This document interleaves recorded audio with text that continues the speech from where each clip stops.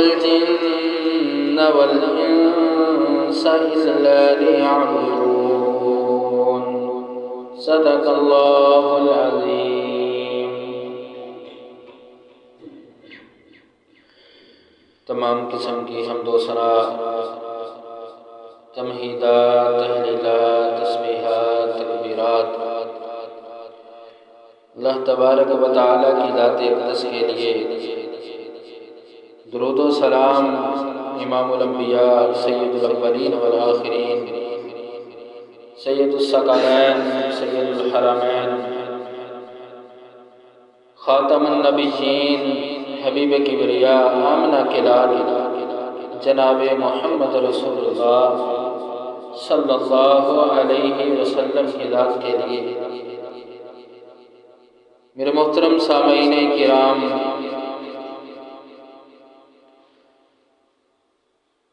اللہ تبارک و تعالی سورہ ذاریات فرماتے ہیں کہ میں نے جنوں اور انس وما خلقت الجن والانس الا لیعبدون، جنوں اور انسانوں کو محض اپنی عبادت کے لیے پیدا کیا ہے۔ تو یہاں پر میرے محترم سامعین کرام، اللہ تبارک و تعالی نے انسان کی پیدائش کا مقصد بھی واضح کر دیا کہ مین مقصد تمہارا عبادت ہے، اللہ کو یاد کرنا ہے۔ لیکن عبادت کے لیے اللہ تبارک و تعالی نے کوئی خاص زمانہ، سال، مہینہ یا دن مقرر نہیں کیا کہ فقط اس دن کے اندر، اس ہفتے میں، اس مہینے یا اس سال کے اندر فلاں فلاں دن عبادت کرنی ہے، باقی تمہیں چھوٹ ہے۔ نہیں، بلکہ پورا زمانہ، یہاں تک کہ انسان اپنی سن بلوغت سے لے کر اپنی موت تک اس بات کا مکلف ہے کہ جو اللہ تبارک و تعالی نے اس پہ شریعت کے احکامات کو لاگو کیے ہیں ان کو بجا لائے۔ یہ سارا زمانہ اس کی زندگی کا لمحہ لمحہ، ایک ایک وقت کا حصہ یہ اللہ کی عبادت کے لیے۔ سورہ ہجر کے اندر اللہ تبارک و تعالی نے اسی بات کو واضح کیا ہے، فَسَبِّحْ بِحَمْدِ رَبِّكَ وَكُن مِّنَ السَّاجِدِينَ، کہ اے نبی آپ اللہ کی تسبیح کو بیان کریں، وَكُن مِّنَ السَّاجِدِينَ، اور سجدہ کرنے والوں کے ساتھ ہو جائے۔ آگے بیان کیا وَاعْبُدْ رَبَّكَ حَتَّى يَأْتِيَكَ الْيَقِينُ، اور اپنے رب کی عبادت کریں یہاں تک کہ موت کا وقت آ جائے۔ یعنی اللہ تبارک و تعالیٰ نے وقت کو واضح کر دیا ہے کہ تمہارا وقت، تمہارا ٹائم کتنا ہے کہ جس میں تم نے اللہ کی عبادت کرنی ہے۔ تو یہ مہینہ ماہ شعبان کا مہینہ ہے، تو اس مہینے کے حوالے سے چند باتیں آپ کے سامنے رکھوں گا کہ اس مہینے کی فضیلت نبی مکرم جناب محمد رسول اللہ صلی اللہ علیہ وسلم کی فرامین اور آپ کی باتوں سے کیا پہنچتی ہے ہم تک۔ اور کامیاب انسان وہی ہوتا ہے جو اللہ تبارک و تعالیٰ کے بتائے ہوئے احکامات پہ عمل کرتا ہے، اور جو شخص اللہ کی بتائی ہوئی ایک لائن جو ہے اس سے ہٹ کر فقط دنیا کے اندر ہی کھو جائے، دنیا میں ہی پڑ جائے، ہر چیز اور اس کا مقصد حیات، زندگی کا مقصد ہی فقط دنیا بن جائے، تو وہ شخص اللہ تبارک و تعالیٰ کے ہاں کامیاب نہیں ہے۔ اور نہ ہی اللہ تعالیٰ نے یہ دنیا کا اندر زندگی دینے کا مقصد بیان کیا ہے۔ اور ہم دیکھیں کہ ستم اس بات پر ہے کہ یہاں تک کہ اس مہینے کے اندر ایک دن کو مقرر کر لیا گیا یا ایک رات کو مقرر کر لیا گیا کہ فقط اس میں عبادت کرو، اللہ کے سامنے سجدہ کرو اور دن کے اندر روزہ رکھ لو، تو اللہ تبارک و تعالیٰ تمہارے سارے گناہوں کو معاف کر دیں گے۔ ایسے ہی اس سے قبل جو مہینہ گزرا رجب کا، اس کے اندر بھی ایک دن کو مخصوص کر لیا شب معراج کہ اس میں اللہ کی عبادت کرو، تمہارے جتنے بھی پاپ ہیں، جتنے بھی گناہ ہیں، وہ سارے دھل جائیں گے۔ تو میرے محترم سامعین کرام، حقیقی مومن اور مسلمان وہی ہوتا ہے جو رسول اللہ صلی اللہ علیہ وسلم کے بتائے ہوئے فرامین پر چلتا ہے، نہ کہ اپنی من مرضی اور اپنی منشا کے مطابق دین پہ عمل کرتا ہے۔ آپ صلی اللہ علیہ وسلم کا یہ فرمان ہمارے سامنے ہونا چاہیے۔ آپ نے فرمایا لا تختصوا لیلۃ الجمعۃ بقیام من بین اللیالی، کہ اگر کسی دن کی فضیلت ہوتی کہ صرف اسی میں عبادت کرنی ہے تو اللہ تبارک و تعالیٰ ایک ہفتے کے جو دن ہیں ان میں سے جمعہ کی رات کو مقرر کر دیتا کہ تم نے جمعہ کی رات کو قیام کرنا ہے۔ وَلَا تَخُصُّوا يَوْمَ الْجُمُعَةِ بِصِيَامٍ مِّن بَيْنِ الْأَيَّامِ، اور دنوں میں سے اللہ تبارک و تعالیٰ جمعے کے دن کو مخصوص کر دیتے کہ اس کے اندر تم نے روزہ رکھنا۔ لیکن رسول اللہ صلی اللہ علیہ وسلم نے فرمایا کہ نہیں، اللہ تبارک و تعالیٰ نے ایسا نہیں کیا، بلکہ ہاں وہ شخص جو ایک ترتیب کے ساتھ یا مستقل مزاجی کے ساتھ ہر مہینے کے اندر روزے رکھتا ہے تو وہ اس روزے رکھنے کے اندر وہ دن آ جائے جس طرح 15 شعبان کا دن کو خاص کیا ہے یا معراج کے دن کو خاص کیا جاتا ہے کہ ان میں روزہ رکھنا ہے، اگر عادتاً وہ دن اس کے اندر آ جائے تو اس شخص کے لیے ٹھیک ہے کہ وہ روزہ رکھے، لیکن اس دن کو صرف خاص کرنا اس عبادت اور روزے یا قیام کے ساتھ، یہ قرآن و سنت کی اس کی کوئی دلیل نہیں ہے۔ نبی مکرم جناب محمد رسول اللہ صلی اللہ علیہ وسلم سے آپ کی بیوی سیدہ عائشہ رضی اللہ تعالیٰ عنہ سوال کرتی ہیں جب آپ کو دیکھتی ہیں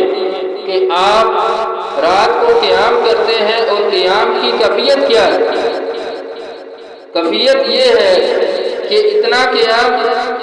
اتنی اللہ کی عبادت، اللہ کے سامنے کھڑا ہونا کہ یہاں تک کہ آپ کے پاؤں مبارک جو ہیں ان پر برم پڑ جاتی، سو جاتے، سوزش آ جاتی۔ سیدہ عائشہ فرماتی ہیں اللہ کے نبی، اللہ تبارک و تعالیٰ نے تو آپ کے اگلے پچھلے سارے گناہوں کو معاف کر دیا ہے، تو پھر بھی آپ اتنی عبادت، پھر بھی اللہ کے سامنے اتنا رونا اور گڑ گڑانا؟ تو آپ نے فرمایا عائشہ افلا اکون عبدا شکورا، کیا میں اپنے اس رب کا شکر گزار بندہ نہ بنوں کہ جس نے مجھے پیدا کیا ہے، جس نے مجھے نبی بنایا ہے، کہ میں اپنے اس رب کا شکر گزار بندہ نہ بنوں،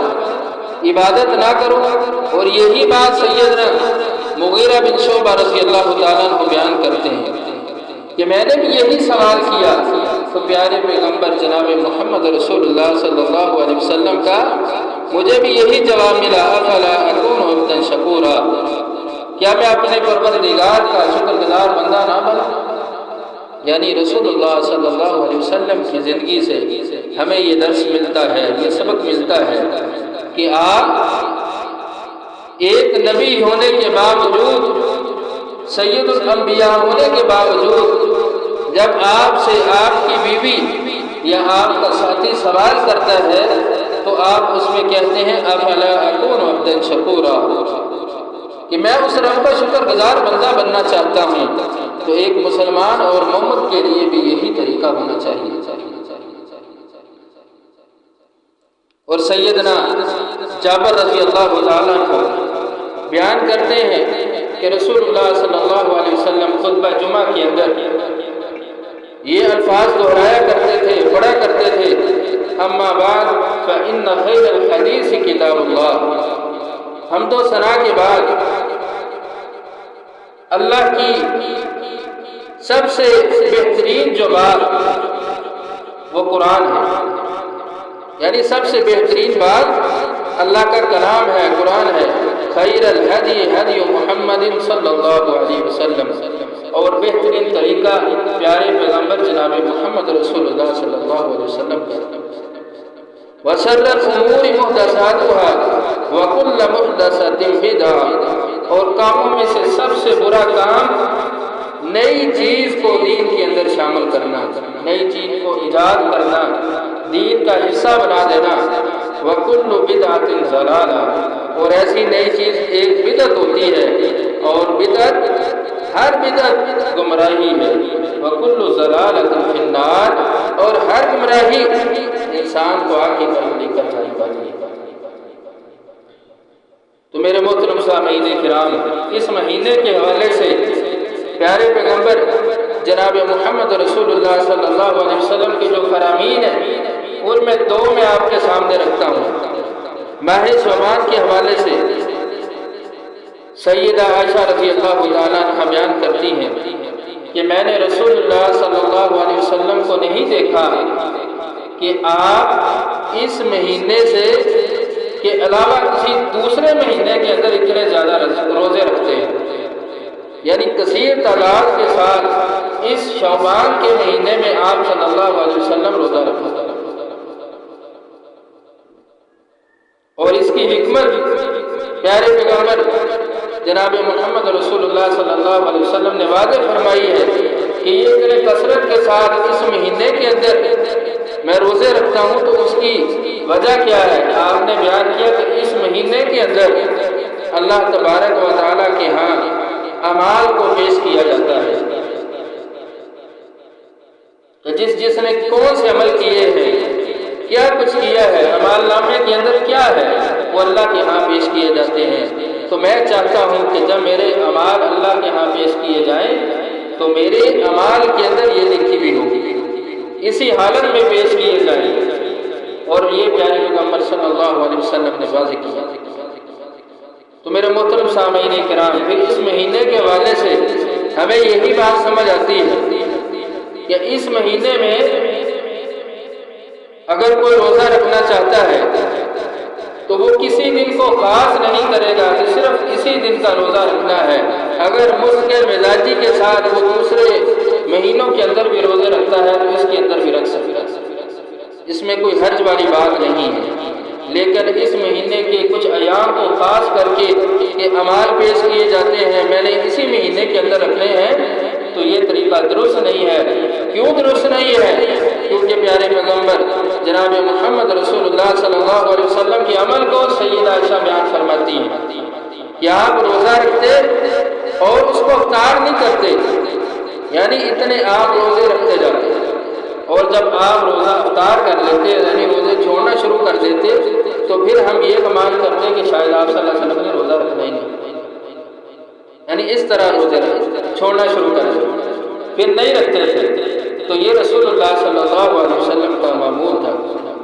تو پھر اسی مہینے کے حوالے سے پیارے پیغمبر جناب محمد رسول اللہ صلی اللہ علیہ وسلم کا دوسرا فرمان یہ ہے کہ جس دن کو آج ہم خاص کر لیتے ہیں، کچھ لوگ خاص کر کے یعنی 15 شعبان کی رات کی، آپ نے فرمایا کہ شعبان کی 15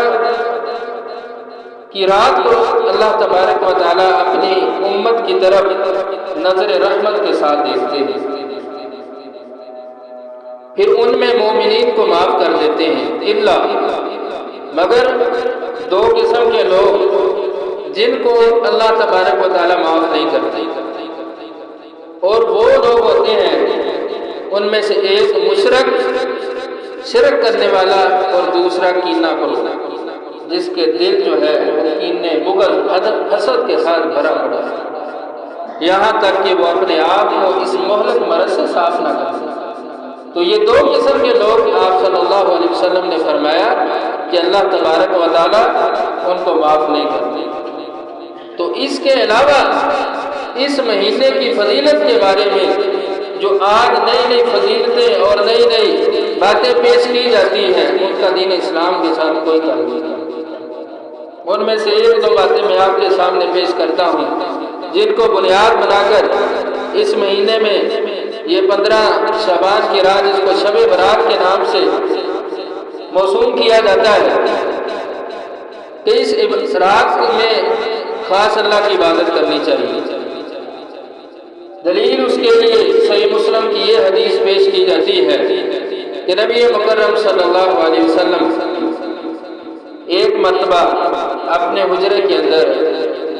رات کو سونے لگے، اور وہ حجرہ سیدہ عائشہ رضی اللہ تعالی عنہا۔ اچانک سیدنا جبرائیل علیہ السلام آتے ہیں اور آپ صلی اللہ علیہ وسلم کو باہر بلایا۔ آپ چپکے سے ایسے حجرے سے باہر نکلے کہ عائشہ سوئی ہوئی ہے، کہیں اس کی آنکھ نہ کھل جائے، تو چپکے سے باہر نکلتے ہیں، سیدنا جبرائیل علیہ السلام کی بات کو سنتے ہیں۔ سیدنا جبرائیل علیہ السلام کہنے لگے کہ اللہ کی طرف سے حکم ہے کہ اے نبی، آپ بقیع کی قبرستان میں چلے جائیں اور وہاں جا کے مسلمانوں کے لیے دعا کریں۔ تو پیارے پیغمبر صلی اللہ علیہ وسلم وہاں پہ دعا کرتے ہیں، چلے جاتے ہیں، اور اس حدیث کو شعبان کی 15 کی رات کے ساتھ، شب برات کے ساتھ جوڑ دیا جاتا ہے۔ حالانکہ صحیح حدیث میں ایسے کوئی الفاظ نہیں ملتے، وہاں پر یہ الفاظ ملتے ہیں کہ جب جبرائیل علیہ السلام نے کہا کہ آپ دعا کیجئے، تو آپ صلی اللہ علیہ وسلم چل پڑتے ہیں۔ سیدہ عائشہ بیان کرتی ہیں کہ آپ صلی اللہ علیہ وسلم نے تو یہ گمان کیا تھا کہ میں سو گئی، لیکن میں سوئی نہیں۔ جب آپ چل پڑے، میں بھی آہستہ سے چپکے سے آپ کے پیچھے پیچھے اوڑھنی لیتی ہوں، چادر کو لیا چل پڑتی ہوں کہ اللہ کے نبی کہاں جا رہے ہیں، رات کا وقت ہے۔ کہتی ہیں میں بھی پیچھے پیچھے جا رہی تھی، یہاں تک کہ آپ صلی اللہ علیہ وسلم بقیع کے قبرستان میں پہنچے۔ وہاں پہ آپ نے مسلمانوں کے لیے دعا کی، قبر والوں کے لیے جو فوت ہو چکے ہیں، فوت شدگان کے لیے دعا کی۔ دعا کے بعد آپ واپس پلٹ گئے۔ جب اللہ کے نبی واپس پلٹے تو کہتی ہیں کہ پھر میں بھی واپس ہو گئی، پھر میں آگے ہو گئی، اللہ کے نبی پیچھے ہو گئے، اور یہاں تک کہ اندھیرا تھا۔ رسول اللہ صلی اللہ علیہ وسلم کو یہ شبہ ہوا کہ میرے آگے کوئی چل رہا ہے، اندھیرا تھا، تو اللہ کے نبی نے اپنے قدموں کو تیز کیا۔ حضرت عائشہ بیان کرتی ہیں میں بھی تیز ہو گئی، جب میں نے دیکھا اللہ کے نبی قریب آ رہے ہیں، میں بھی تیز ہوئی۔ اللہ کے نبی نے پھر آہستہ آہستہ تیز ہوتے ہوئے بھاگنا شروع کر دیا، دوڑنا شروع کر دیا۔ کہتی ہیں میں جوان تھی، میں نے بھی دوڑنا شروع کر دیا، یہاں تک کہ اللہ کے نبی سے پہلے میں حجرے کے اندر پہنچی اور میں وہاں پہ لیٹ گئی۔ جب رسول اللہ صلی اللہ علیہ وسلم آئے، دیکھا میری سانس پھولی ہوئی ہے، مجھ سے پوچھا کہ ایسا کیا معاملہ ہے، مجھے بتاؤ یہ کیفیت کیا ہے؟ تو کہتی ہیں کہ میں خاموش رہی، تو آپ صلی اللہ علیہ وسلم نے کہا کہ مجھے بتاؤ، ایسا اگر نہ بتایا تو جبرائیل علیہ السلام کے ذریعے سے اللہ تعالیٰ مجھے خبر دے دیں گے۔ کہتی ہے میں نے وہ سارا واقعہ بیان کر دیا، تو آپ صلی اللہ علیہ وسلم نے فرمایا عائشہ تم نے یہ کیسے گمان کر لیا کہ نبی محمد جناب محمد رسول اللہ صلی اللہ علیہ وسلم تیرے ساتھ ناانصافی کریں گے؟ یہاں کی حضرت عائشہ یہ سمجھی کہ اللہ کے نبی شاید کسی دوسری بیوی کے پاس جائیں، کیونکہ آپ نے باریاں لگائی ہیں، تو ایک دن اس بیوی کے پاس، دوسری وہ دن وہ رات حضرت عائشہ رضی اللہ تعالیٰ عنہ کی۔ تو پھر آپ نے ہتھیلی ایسے حضرت عائشہ کے سینے پہ ماری۔ کہتی ہے کہ مجھے اس ہتھیلی کے مارنے کی تکلیف ہوئی جو آپ صلی اللہ علیہ وسلم نے ماری۔ تو یہ سارا واقعہ آپ صلی اللہ علیہ وسلم کا فرمان صحیح مسلم کے اندر موجود ہے۔ تو پھر اس واقعے کے اندر کہیں پر بھی یہ لفظ نہیں ملتے کہ رسول اللہ صلی اللہ علیہ وسلم کو جب یہ حکم ملا تو وہ شعبان کی رات تھی، 15 کی رات تھی، جسے شب برات کہا جاتا ہے۔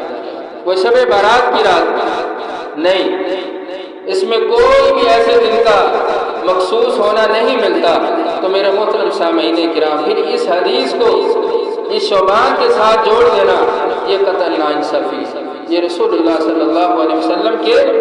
دین کے ساتھ بھی ناانصافی ہے کہ اس کو شعبان کے ساتھ جوڑ دینا، پھر کہنا کہ 15 شعبان کو اللہ کی عبادت کی جائے، 100 رکعت پڑھی جائے، 100 رکعت پڑھنے سے انسان کے سارے گناہ دھل جائیں گے، اور اگلے دن صبح کو روزہ رکھا جائے۔ جس طرح اللہ کے نبی قبرستان گئے، پھر اسی دن کو خاص کر کے مرد عورتیں قبرستان کا رخ کر لیتے ہیں، وہاں پہ جاتے ہیں۔ یہ ساری چیزیں ہمارے معاشرے کے اندر یہ ہم دیکھتے ہیں اور پائی جاتی ہیں، حالانکہ ان کا دین کے ساتھ کوئی تعلق نہیں ہے کہ اس خاص دن کے اندر قبرستان جایا جائے، بلکہ قبرستان کے اندر آپ کسی بھی وقت جا سکتے ہیں، اس کے لیے دن مخصوص کرنے کی ضرورت نہیں ہے، آپ کسی بھی وقت جائیں، قبرستان جائیں۔ روزہ رکھنا ہے، نفلی روزہ کسی بھی دن رکھ سکتے ہیں، عبادت کرنی ہے کسی بھی رات کو عبادت کر سکتے ہیں، یعنی کہ ایک چیز کو خاص کر لینا یہ اختیار نہ میرے پاس ہے نہ آپ کے پاس ہے۔ یہاں تک کہ یہ اختیار کہ دین کے اندر کوئی نئی چیز کو شامل کرنا، یہ پیارے پیغمبر جناب محمد رسول اللہ صلی اللہ علیہ وسلم کے پاس بھی نہیں ہے۔ اس کی دلیل کیا ہے؟ سورہ تحریم کے اندر پہلی آیت ہے، یا ایھا الذین آمنوا لم تحرم ما احل اللہ لک تبتغی مرضات ازواجک۔ جب آپ صلی اللہ علیہ وسلم نے اپنے اوپر شہد کو حرام کر لیا، کہا کہ آج کے بعد واقعہ لمبا ہے، اس کے اندر آپ نے کہا کہ شہد جو ہے وہ میں نہیں پیوں گا، اب شہد کے میں نزدیک نہیں جاؤں گا، اپنے اوپر حرام کر لیا۔ تو اللہ تبارک و تعالیٰ نے فوری حضرت جبرائیل علیہ السلام کو کہا کہ جاؤ میرے نبی کے پاس چلے جاؤ اور میرا یہ پیغام میرے نبی کو سنا دو کہ اے نبی تیرے پاس اس بات سے اختیار نہیں ہے کہ جس کو اللہ تبارک و تعالیٰ نے جس چیز کو حلال کر دیا ہو، اے نبی تو اس کو حرام کرے۔ حلال وہی ہے جس کو اللہ نے حلال کیا ہے، حرام بھی وہی ہے جو اللہ نے حرام کیا ہے۔ اس چیز کا اختیار اللہ تبارک و تعالیٰ نے ایک نبی کو نہیں دیا، بلکہ وہاں پہ ڈانٹ دیا ہے، نبی تیرے پاس اس بات کا اختیار نہیں ہے۔ تو میرے محترم سامعین کرام، پھر میں اور آپ یہ کہاں کا حق رکھتے ہیں اور کون سا ہمارے پاس اختیار ہے کہ ہم دین کے اندر اپنی طرف سے چیزیں شامل کر کے ان کو دین کا نام دے دیں؟ یہ ایسی چیزیں پیارے پیغمبر جناب محمد رسول اللہ صلی اللہ علیہ وسلم نے فرمایا یہ ساری بدعات ہیں، خرافات ہیں، اور جو شخص ان کے ساتھ جڑ جاتا ہے آپ نے فرمایا یہ بدعات ایک گمراہی ہے، وَكُلُّ بِدْعَةٍ ضَلَالَةٍ، ایک ضلالت ہے، گمراہی ہے، وَكُلُّ ضَلَالَةٍ فِي النَّارِ، اور پھر یہ گمراہی انسان کو آگ کی طرف لے کر جانے کا۔ میرے محترم سامعین کرام، ایک مسلمان اور ایک مومن کے لیے یہی بات ضروری ہونی چاہیے، اور اس کے سامنے اس کی منشا اسی عبادت کے مطابق ہونی چاہیے جو رسول اللہ صلی اللہ علیہ وسلم نے جس کا حکم دیا ہے، اللہ تبارک و تعالیٰ نے حکم دیا ہے۔ اپنی طرف سے کوئی بھی دین کے اندر کام شامل کرنے کی ضرورت نہیں ہے، کیونکہ ہمارے شامل کرنے سے وہ دین نہیں بن جائے گا، بلکہ انسان کے لیے وہ گمراہی کا راستہ ہے۔ تو اس گمراہی پر چلنے والا انسان اللہ تبارک و تعالیٰ نے فرمایا کہ وہ سیدھا جہنم میں جائے گا۔ اللہ تعالیٰ سے دعا ہے کہ اللہ تعالیٰ ہمیں صحیح معنوں میں قرآن و سنت کو سمجھ کر اس پر عمل کرنے کی توفیق دے۔ وآخر دعوانا ان الحمد للہ رب العالمین۔